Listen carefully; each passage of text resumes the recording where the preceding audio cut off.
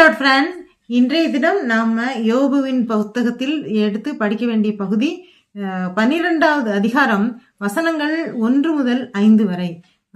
இந்த பகுதியில் யோபு என்ன செய்யறாரு அப்படின்னா, அந்த சோப்பார், அந்த முந்தின அதிகாரத்துல அவருடைய நண்பர் சோப்பார் அவர் 3 பகுதிகளா நம்ம பார்த்தோம். அவருடைய சஜஷன்ஸ், அவருடைய அறிவுரைகள் யோபுவுக்கு சொல்லப்பட்டது.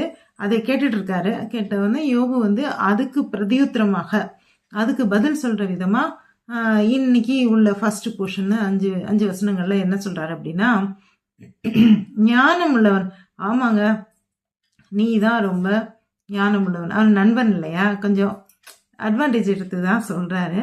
ஞானம், நீ உனக்கு நிறைய அறிவு இருக்கு, உன்னோட அறிவு நீ சாகும்போது உன்னோட செத்து போயிடும்.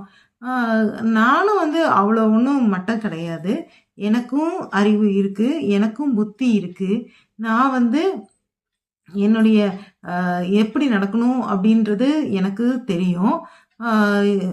என்னுடைய சிநேகிதராகிய நீங்கள்லாம் எனக்கு உபதேசம் பண்றீங்க, என்னைய ரொம்ப கஷ்டமா, அதுக்கு எனக்கு விரோதமா கூட பேசுறீங்க.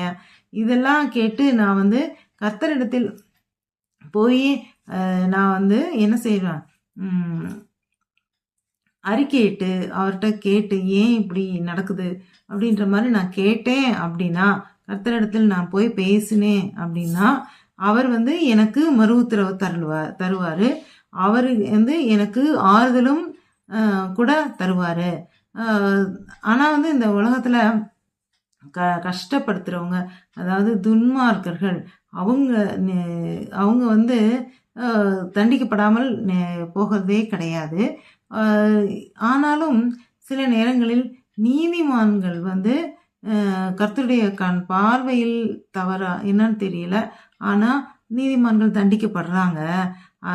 அப்படி இருக்கும்போது கால் இடறி போகிறவர்கள், அதாவது கடைசி வசனத்துல சொல்றாரு, சில நேரங்கள்ல தடுமாறி காலிடறினா, அதாவது வாழ்க்கையில கஷ்டங்கள்ல திடீர்னு சந்திக்கின்ற, எதிர்பாராத துன்பங்களை சந்திக்கிற மக்களை பார்க்குற, அவனுக்கு ஆபத்து வர நேரத்துல, அவன் ஆபத்துல இருக்கும்போது, அவன் நீதிமானாக இருந்தா கூட அவனை சுகமா இருக்கிறவன், அந்த மாதிரி தண்டிக்கப்படாத, கால் இடராத நல்ல விதமா இருக்கிறவன் இவனை ரொம்ப கேவலமா இழக்காரமாக பார்க்கறான் அப்படின்றத சொல்றாரு. இனி நாளை அடுத்து என்ன சொல்றான்னு பார்ப்போம். அல்லேலூயா.